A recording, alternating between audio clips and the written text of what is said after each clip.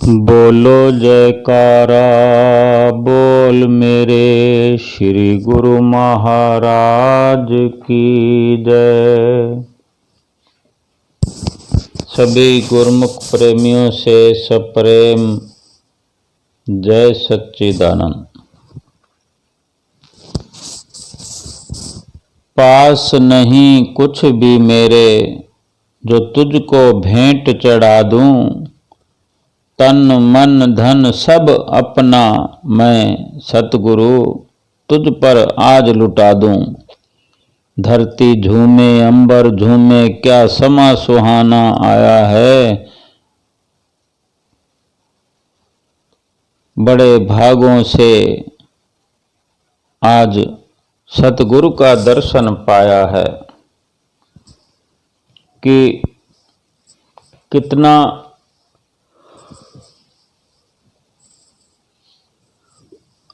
सुंदर समा होता है जब हम सतगुरु का दीदार कर रहे होते हैं। श्री दर्शन हाल में दर्शन कर रहे होते हैं। श्री मंदिर जी में दर्शन हो रहे होते हैं। और अगर और कहीं भी हम हैं, अपने घर में भी बैठे हैं, आरती पूजा करते वक़्त, सुमरन ध्यान करते वक़्त, या श्री गुरु महाराज जी की याद आ रही है, या श्री दरबार के नज़ारों को याद कर रहे हैं, और चित्त के अंदर कोई संशय भरम नहीं है, सांसारिक ख्याल नहीं है, केवल सतगुरु से प्रीत जुड़ी हुई है। हृदय की तार अपने श्री गुरु महाराज जी के चरणों से जुड़ी हुई है, तो हमारे श्री गुरु महाराज जी हमसे दूर नहीं है। दूर होकर भी वो हमारे पास हैं। ये चित्त का संबंध होता है। अगर इंसान, ये जीव अपने चित्त का संबंध प्रभु परमात्मा से जोड़ के रखता है, उसे हर वक्त यही एहसास होता है कि मेरे सतगुरुदेव परमात्मा मेरे पास हैं, मेरे अंग संग हैं, मेरे साथ हैं। कभी अपने से ओझल नहीं होने देता अपने सतगुरु के प्रेम को, सतगुरु के दीदार को। भगवान श्री कृष्ण भी गीता में फरमाते हैं, शुगलो उर्फा से है आसान तर वसीला इश्क का मकसद फना है और फना में है बका। इश्क सादिक से जो मुझ पर जान करते हैं निसार, उनकी हक तक है रसाई कुल जमे बातिल के पार। ये एक भगत का, प्रेमी का, सेवक का इश्क है, प्यार है, निर्मल प्यार है। और प्रेम में, प्यार में एक त्याग का सिलसिला होता है। एक इश्क का मकसद फना है और फना में है बका। इश्क का, प्रेम का मतलब ही है अपने आप को मिटा देना, फना कर देना। और जो अपने आप को मिटाता है, फना कर देता है, उस फना करने में ही बनावट होती है। एक स्थिति को समाप्त करता है तभी दूसरी स्थिति पैदा होती है। वो प्रेम से होता है। त्याग में ही प्रेम है और प्रेम में ही त्याग है। जो हमारी अवस्था है उसको मिटाना पड़ेगा। जो माया के अंदर सुरती फंसी हुई है, माया के अंदर जो ये जीव गलतान रहा है एक अरसे से, उस स्थिति को मिटाना पड़ेगा। जब तक अपनी इस स्थिति को मिटाएगा नहीं तो दूसरी अवस्था प्रेम वाली पैदा नहीं हो सकती। और जो प्रेम अपने आप को मिटाने तक का प्रेम करते हैं, इश्क करते हैं, इश्क सादिक से जो मुझ पर जान करते हैं निसार, उनकी हक तक है रसाई कुल जमे बातिल के पार। भगवान श्री कृष्ण भी कहते हैं जो सच्चा इश्क करते हैं, सच्चा प्रेम करते हैं और मेरे प्रेम पर जो भक्त, जो सेवक मुझ पर अपनी जान को निसार करते हैं, यानी अपने जो भी अपना आपा है, अहम है, उसको निछावर कर देते हैं, मिटा देते हैं, उनकी हक तक है रसाई, उनकी इस लोक में भी और परलोक में भी मेरे साथ निभती है प्रेम से। और यही हम विचार करें कि महापुरुष फरमाते भी हैं, हमें ग्रंथों में, शास्त्रों में सब प्रमाण भरे पड़े हैं कि जब तक हम अपनी एक अवस्था को मिटाते नहीं हैं तो दूसरी अवस्था उसके अंदर से निखर कर नहीं आ सकती। हर शय को मिटना पड़ता है कुछ बनने के लिए। एक गले के अंदर सोने का हार पहनना हो, अपने हाथ में अंगुली में एक अंगूठी पहननी हो, वो सोने की है, हार भी सोने का है। लेकिन क्या कोई जिस अवस्था में सोना खरीद के लाए उसी अवस्था में कोई उसमें धागा डाल के गले में नहीं डाला जा सकता। एक भारी तादाद का भी अगर सोने की खान से सोने की धातु को निकाला हुआ हो, आधा किलो का हो, उसको किसी भी तरह धागे में पिरोकर अपने गले में लटका लें कि मैं सोना पहने हुए हूँ, और उसके बनस्पत उसकी तुलना में अगर कोई 10-20 ग्राम का भी 20 ग्राम का भी उस सोने का टुकड़ा लेकर कारीगर के पास ले जा कर के उसको अच्छी शक्ल सूरत बनाने के लिए दिया जाए उसको, तो वो सुनार उसको घड़ाई करके एक नेकलेस का रूप बना कर देगा। तो वो रूप निखरा कैसे कि जो पहले वाली सोने की अवस्था थी उसको तब्दील करना पड़ा, उसको मिटाना पड़ा, उसको आग के अंदर तपाना पड़ा। वो दशा जब पहले वाली मिट गई तब एक नई दशा, नया उसका अस्तित्व सामने आया, जो अपने आप में ज़्यादा सोने के तुलना में थोड़ा सा सोना भी अगर वो चमकदार है, डिजाइनदार है और उस पर मेहनत की गई है, उसको तपाया गया है, तो वो ज़्यादा सोने के बराबरी में भी वो थोड़ा सा सोना भी चमकदार और शोभायमान गले में होता है। ऐसे ही कम से कम सत्संग के शब्दों पर अमल किया जाए, अपनी सुनी हुई सत्संग की वाणी पर अमल करके अपने विचारों के अंदर बदलाव लाया जाए, पहली अवस्था को मिटाया जाए कि पहले हम क्या करते हैं, आगे वो कार्रवाई संतों महापुरुषों के नज़रिए से बदल कर उनकी रहनुमाई में अपनी कार्रवाई की जाए, तो वो चमकदार शोभायमान जीवन बन सकता है। हम पढ़ते हैं, महापुरुषों से सुनते हैं सत्संग में कि अगर कुछ बनना है तो महापुरुष फरमाते हैं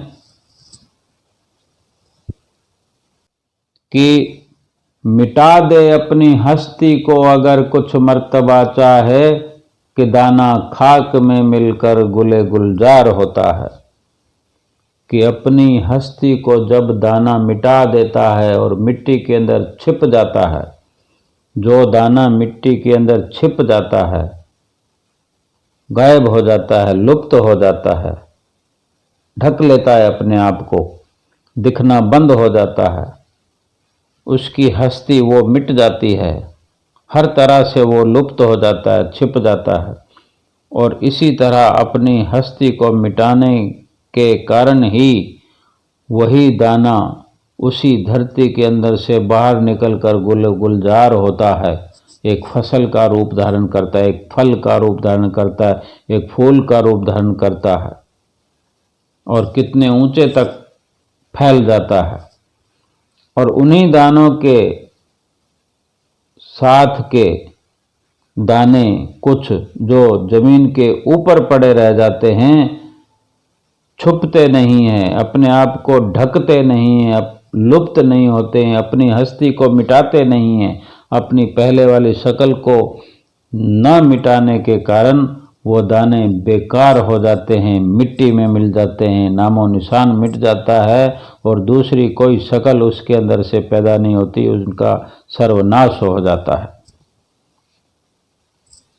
केवल यही समझने की ज़रूरत है कि हम जो कुछ भी हैं अपने आप को मिटा दें, या यूं समझ लें कि अपने अहम को मिटा दें, अपनी मैं को मिटा दें। हमारी मैं वाली अवस्था है, उस मैं वाली अवस्था को मिटाकर तू वाली अवस्था अगर हम अपनाएं, यानी अपने सतगुरु से प्रेम करते हैं, हर वक्त उसी का प्रेम हो, और हम रात और दिन अपनी मर्जी से करते हैं, चिंताओं में घिरे रहते हैं।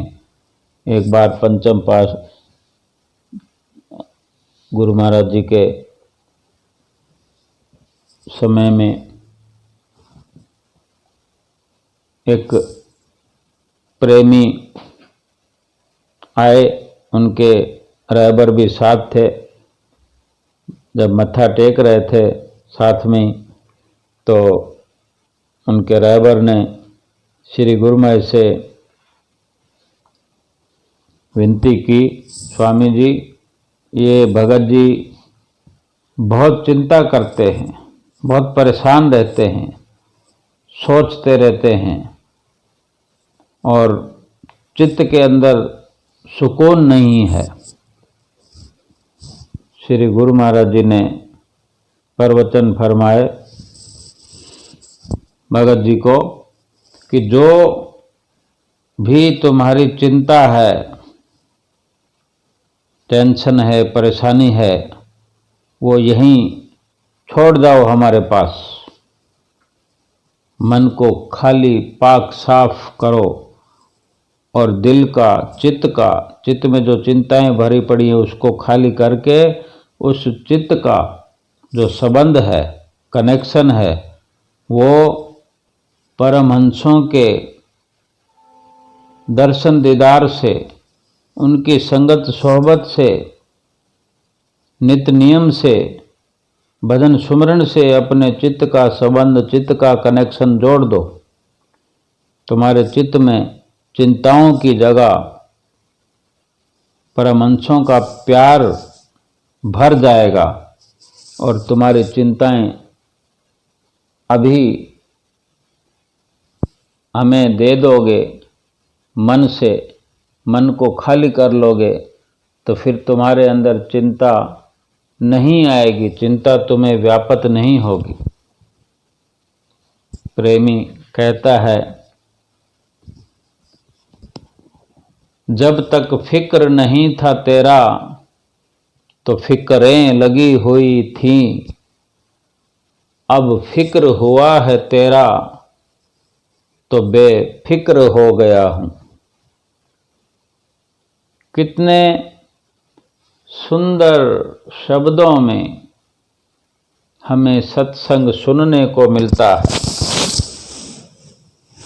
कितनी गहराई से गहरे गहरे राज हमें संतों महापुरुषों की सोहबत में सुनने को मिलते हैं।